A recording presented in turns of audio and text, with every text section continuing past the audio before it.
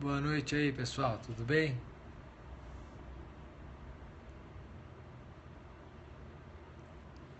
Boa noite para Fortaleza. Só para lembrar vocês, antes que eu me esqueça, na quinta-feira é o dia que a gente discute uma crônica aqui, e essa crônica é disponibilizada para todo mundo, é enviada por e-mail de todo mundo. Se você ainda não participa disso, é só entrar no site do Literatura e colocar o seu e-mail que você vai receber. Isso é gratuito, é uma campanha do Literatura. Para você não correr riscos, eu deixei de uma forma mais fácil.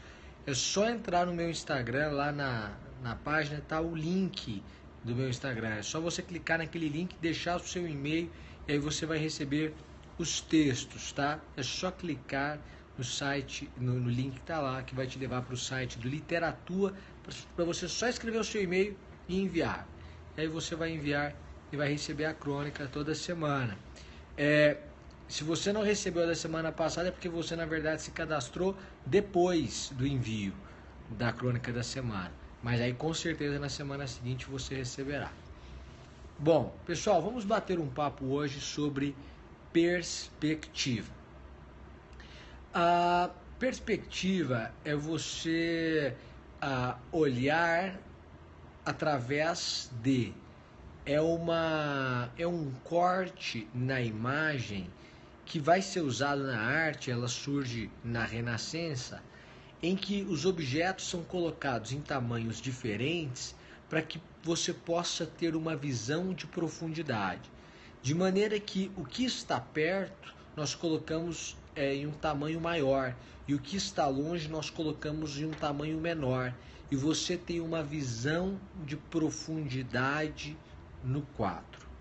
Essa é a ideia da perspectiva usada na arte. Então, se você aproxima a sua mão do seu olho, a sua mão passa a ser maior do que a porta da sua sala, por exemplo, porque a sua mão está próxima e a porta está longe. E a partir dessa constatação que vai surgir essa ideia da perspectiva usada na pintura, usada na arte e que nasce na Renascença. Mas, a partir dessa leitura, existe uma questão que é levantada pelo professor Leandro Carnal, em que ele vai dizer o seguinte: por vezes nós cometemos o equívoco de achar que o que parece maior é maior do que o que parece menor. Às vezes a gente pega a parte pelo todo, o momento pela eternidade. Essa é uma frase que ele utiliza. Então, às vezes, a pessoa está vivendo um problema, ela vê aquele problema na frente dela. E aquele problema parece maior que tudo o que ela tem na vida, tudo que ela construiu, toda a família dela, toda a história dela, todo o futuro dela. Aquele problema parece maior. Por quê? Porque aquele problema está muito perto dela. E quando o problema está muito perto, você tem a ideia de que ele é muito maior do que tudo o que está muito longe. E você perde essa noção, também tomado pela emoção. Qual é o cuidado que nós precisamos ter? Analisar as coisas com um pouco mais de calma. Se você bate o olho na imagem, a primeira coisa que você faz, na imagem da sua vida mesmo, se você vive um problema muito próximo, é ver um problema maior do que o resto da situação. Ver um problema maior do que tudo aquilo que você precisa enfrentar, tudo aquilo de bom que você tem a seu favor. Porque o problema está bem na sua cara, você está olhando para o problema aqui bem na sua cara. Qual é por que olhar com um pouco mais de calma? Porque se você olhar com um pouco mais de calma, com uma maior racionalidade, você vai perceber que o problema é menor do que todos os outros fatores que estão na sua vida. Só que isso demanda um olhar com calma, um olhar racional. Às vezes a gente olha com emoção e não percebe. Esse é o primeiro grande perigo no olhar em perspectiva, que é esse olhar que a gente tem, mais um olhar em perspectiva apressado, não refletido ou não reflexivo, um olhar em que a pessoa não gasta um pouco de tempo para analisar. O que é um estrategista? Um estrategista é um sujeito que olha para a situação, para a circunstância que inclusive lhe parece contrária ou lhe é contrária, e ele consegue ver onde estão os seus pontos positivos, onde estão as suas chances. Por que ele consegue ver?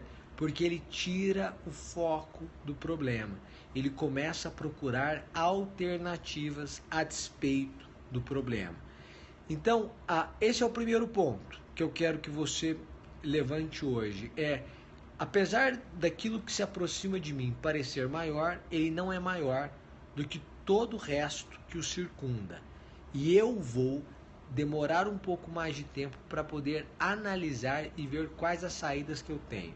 Analise quais as saídas que você tem. O segundo equívoco é que quando a gente bate o olho, já tira o olho e não reflete sobre a situação, aquilo que a gente vê parece ser eterno.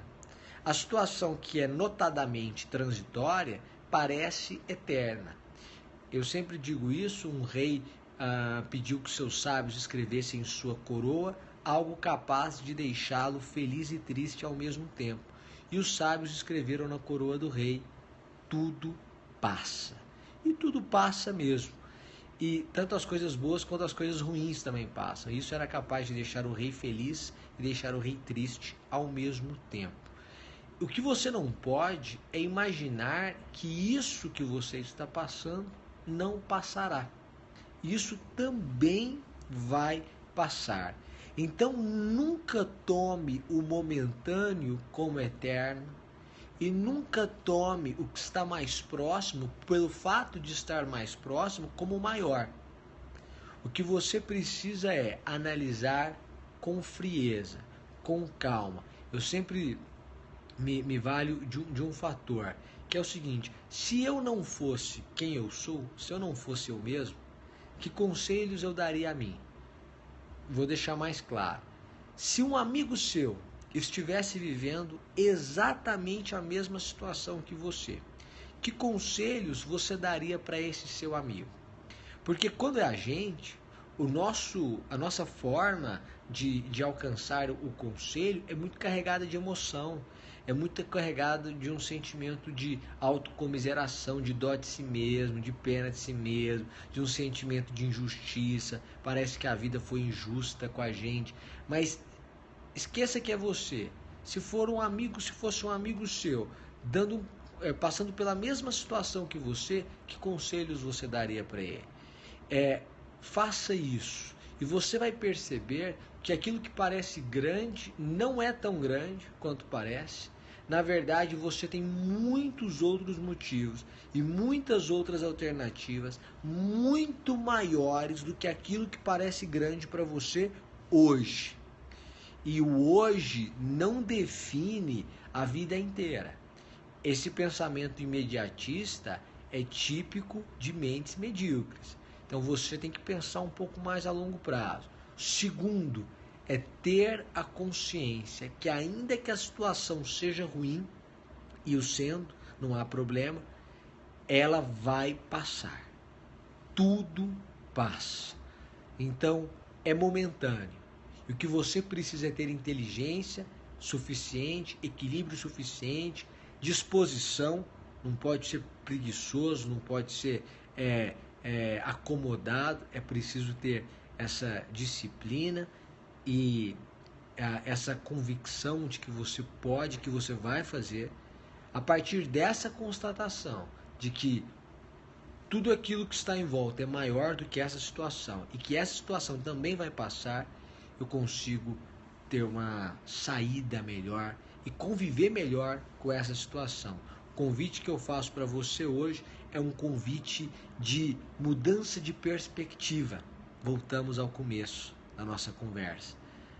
Se a perspectiva te mostra o problema maior do que a situação, mude um pouco de lado e você vai ver que tudo aquilo que você tem atrás do problema é muito maior e muito melhor e perene, e não dá para comparar com esse problema. Talvez seja isso que tenha inspirado Paulo, quando Paulo escreve que há uma momentânea tribulação que produz eterno peso de glória.